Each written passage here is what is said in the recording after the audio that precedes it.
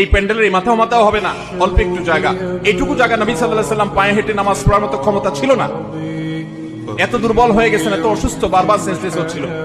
তখন তিনি আব্বাস এবং আলী রাদিয়াল্লাহু তাআলা আনহুমা দুইজন সাহাবীকে ডেকে দুইজনের কাঁধে দুই হাত দিয়ে শরীরের সবটুকু ভার তাদের উপরে ছেড়ে দিয়ে দুইটা পাকে মাটির সাথে টানতে টানতে, মাটির সাথে হেসরাতে হেসরাতে তিনি মিম্বরের কাছে আসলেন।